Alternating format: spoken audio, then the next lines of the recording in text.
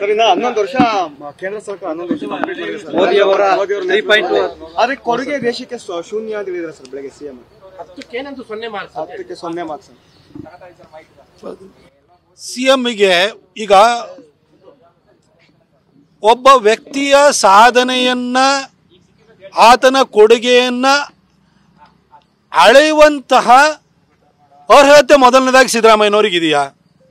ಕಳೆದ 2 ವರ್ಷ ಆಯ್ತು ಸಿದ್ದರಾಮಯ್ಯನವರು ಮುಖ್ಯಮಂತ್ರಿ ಆಗಿ, 2 ವರ್ಷ ಅವ್ರು ತುಂಬಿತು. 2 ವರ್ಷದಲ್ಲಿ ಇಡೀ ರಾಜ್ಯದ ಜನರ ತಲೆ ಮೇಲಿನ ಸಾಲವನ್ನು ಹೆಚ್ಚು ಮಾಡಿದ್ದು, ರಾಜ್ಯಾದ್ಯಂತ ಕೊಲೆಗಳ ಸರಣಿಗೆ ದಾರಿ ಮಾಡಿಕೊಟ್ಟಿದ್ದು, ಅಂಗನವಾಡಿ ಕಾರ್ಯಕರ್ತರಿಗೆ ಆಶಾ ಕಾರ್ಯಕರ್ತರಿಗೆ 10,000 ರೂಪಾಯಿ ನಿಮಗೆ ಸಂಬಳ ಮಾಡ್ತೀನಿ ಅಂತ ಸುಳ್ಳು ಹೇಳಿದ್ದು, ನಿರುದ್ಯೋಗಿ ಯುವಕರಿಗೆ ನಿಮಗೆ ಯುವ ನಿಧಿ ಕೊಡ್ತೀನಿ ಅಂತ ಟೋಪಿ ಹಾಕಿದ್ದು, ಗೌರ್ಮೆಂಟ್ ಉದ್ಯೋಗಿಗಳಿಗೆ ನ್ಯೂ ಪೆನ್ಷನ್ ಸ್ಕೀಮ್ ಬದಲು ಓಲ್ಡ್ ಪೆನ್ಷನ್ ಸ್ಕೀಮ್ ಕೊಡ್ತೀನಿ ಅಂತೇಳಿ ಹೇಳ್ಬಿಟ್ಟು 3 ನಾಮ ಎಳೆದಿದ್ದು, ಅನ್ನಭಾಗ್ಯ ಕೊಡ್ತೀನಿ, ಅದೇ ರೀತಿಯಲ್ಲಿ ಗೃಹಲಕ್ಷ್ಮಿ ಕೊಡ್ತೀನಿ ಅಂತೇಳಿ ಕಳೆದ 8 ತಿಂಗಳಿಂದ ಟೋಪಿ ಹಾಕ್ತಾ ಇರೋಂಥದ್ದು. ಅದು ಬಿಟ್ಟು ನೀವೇನಾರು ಮಾಡಿದ್ದೀರಾ ಸರ್? ಈ ರೀತಿ ಜನಕ್ಕೆ ಪ್ರತಿನಿತ್ಯವೂ ಟೋಪಿ ಹಾಕುವಂಥ ವ್ಯಕ್ತಿಗೆ ಮೋದಿಯವರು ಕೊಟ್ಟಿರುವಂತಹ ಕೊಡುಗೆಯನ್ನು ಅಳೆಯುವಂಥ ಸಾಮರ್ಥ್ಯ ಇದೆಯಾ? ಅದನ್ನು ಫಸ್ಟ್ ತಿಳ್ಕೊಳಕ್ಕೆ ಹೇಳಿ. ಇತ್ತೀಚೆಗೆ ಅಷ್ಟೇ ಭಾರತ $4 ಟ್ರಿಲಿಯನ್ ಎಕನಾಮಿ ಆಗಿದೆ.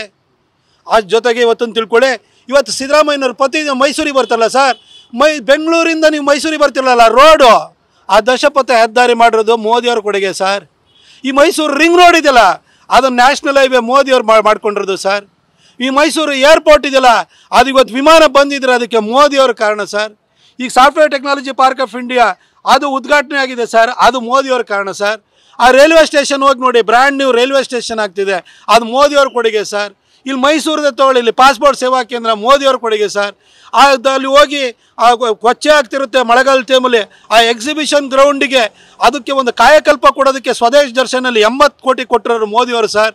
ಈ ಹಳೆ DC ಆಫೀಸಿಗೆ ಅದಕ್ಕೆ ಮತ್ತೆ ಅದನ್ನು ರಿನೋವೇಷನ್ ಮಾಡಿ ಅದಕ್ಕೊಂದು ಮ್ಯೂಸಿಯಂ ಮಾಡೋದಕ್ಕೋಸ್ಕರವಾಗಿ ಅದಕ್ಕೊಂದು 23 ಕೋಟಿ ರೂಪಾಯಿನ ಸ್ವದೇಶ್ ದರ್ಶನದಿಂದಲೇ ಡೈವರ್ಟ್ ಮಾಡಿರೋದು ಸರ್, ಅದು ಮೋದಿಯವ್ರು ಕೊಟ್ಟಿರೋಂಥದ್ದು.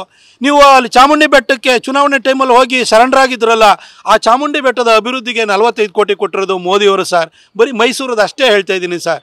ನೀವು ಫಿಲ್ಮ್ ಸಿಟಿ ಮಾಡ್ತೀನಿ ಫಿಲ್ಮ್ ಅಂತ ಹಿಮ್ಮಾವೋತ್ರ ಅಂತ ಹೇಳಿದ್ರಿ, ಮಾಡಿದ್ರಾ ಸರ್? ಏನಾರೇ ಮಾಡಿದ್ರಾ ಸರ್? ಮಾಡಿಲ್ಲ.